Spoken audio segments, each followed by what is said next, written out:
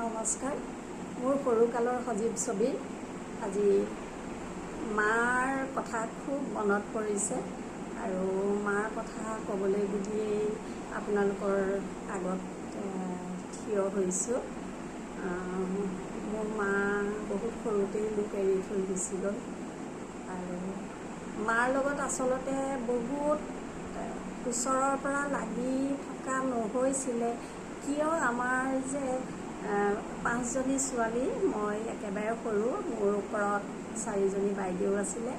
মই সেইকাৰণে মাক গৈ বাইদেউহঁতৰ ওচৰত গৈ বাইদেউহঁতে কি কৰিছে, বাইদেউহঁতৰ লগত শোৱা, এইবিলাকত ছোৱালীৰ লগত বেছি ভাল পাই যে, সেইকাৰণে বাইদেউহঁতৰ লগতে বেছি থাকিলোঁ। মাৰ ওচৰত বেছিকৈ নগ'লোঁ। কিন্তু মাৰ আগতে গাঁৱৰ মানুহ খুব কষ্ট কৰিছিলে মায়ে, আৰু ল'ৰা ছোৱালীকেইটা বনাবৰ কাৰণে মাৰ বহুত ত্যাগ মায়ে স্বীকাৰ কৰিছিলে। আৰু দেখিছিলোঁ মা পেটটো বিষাই থাকে, পেটত হাত এটা দি মায়ে কাম কৰি থাকে। মই সৰু আছিলোঁ কাৰণে ইমান কথা বুজি পোৱা নাছিলোঁ।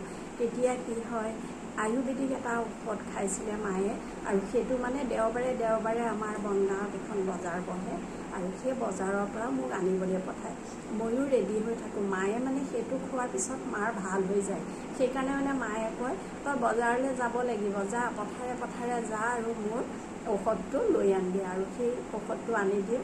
মাৰ যেতিয়া পেট বিষায়, মাক দেখোঁ হাততে এনেকৈ গুড়া ঔষধ লৈ পেলাই খাই পেলাই পানী অকণমান খাই দিয়ে, তাৰপিছত মা ভাল হৈ যায়।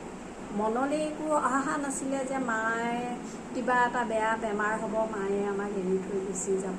তাৰপিছত সেই মাৰ অনুগ্ৰহতেই LP ডিউটি পালোঁ, 3য় শ্ৰেণীৰ ডিউটি পালোঁ। তাৰপিছত 4, 5, 6তো মোক ডিউটি দিবলৈ পঠালে।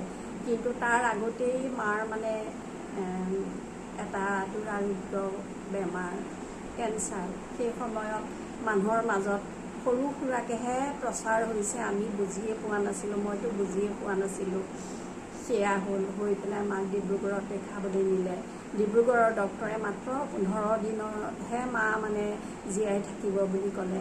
সেইকাৰণে আমাৰ ডাঙৰ ককাইদেউ, সৰু ককাইদেউ দুয়োজনে মাক যেতিয়া ডিব্ৰুগড়ৰ পৰা ঘূৰাই আনিছে, 1.5 দিনত ফটো উঠাইছে। আৰু মায়ে তেতিয়া হেনো সিহঁতক সুধিছে, তহঁতি মোক মেডিকেলত থ'বলৈ নিছিলি, মোক কিয় ঘূৰাই আনিছ? তেতিয়া হেনো ককাইদেউহঁতে কৈছে, নহয়, তই ঘৰলৈ আহি ভালকৈ বস্তু শক্তিশালী বস্তুবিলাক খাবলৈ দিছে, তোৰ শক্তি হ'ব লাগিব, তাৰপিছত তোক অপাৰেশ্যন কৰিব। কিন্তু ককাইদেউহঁতৰ আগত হেনো কৈছিলে যে মা মাত্ৰ 15 দিনহে জীয়াই থাকিব। সেইকাৰণে মাক লক্ষী পূজাৰ দিনাখন মাক ডিব্ৰুগড়লৈ লৈ গৈছিলে, আৰু কালী পূজাৰ দিনাখন, দেৱালীৰ দিনা ৰাতিপুৱা 8:30 বজাত মা আমাক এৰি তেওঁ নিজৰ জেগালৈ গুচি গ'ল। আৰু সেইদিনাখন ৰাতিপুৱা মই যিহেতু সৰু আছিলোঁ, আমাৰ হেনো বাইদেউক কৈছিলে যে মোৰ সৰু ছোৱালীজনীৰ হাতেৰে মোক ভাত অকণ বনাই দিয়ে। তেতিয়া এটা সৰু ডেক্সিত জুহালত ৰাতিপুৱা বাইদেউহঁতে চাউল দি দিছে, আৰু মোক কৈছে, তইতো বনাব নাজান, তই হেতাখনে দি লৰাই দে। মই জাষ্ট হেতাখনে দি লৰাই ভাতখিনি বনালোঁ, আৰু সেইখিনি বাইদেৱে নি পেলাই মাক খুৱাই দিলে। খুৱাই দিয়াৰ প্ৰায় 15 মিনিটমানৰ পিছতেই মায়ে আমাক এৰি থৈ গুচি গ'ল। এতিয়াও মনত পৰিলে বহুত দুখ লাগে। সেইকাৰণে মাৰ কথা আৰু ক'ব নোৱাৰোঁ, মোৰ পোকে খুন্দা মাৰি ধৰিছে। ইমানতে মই সামৰিলোঁ।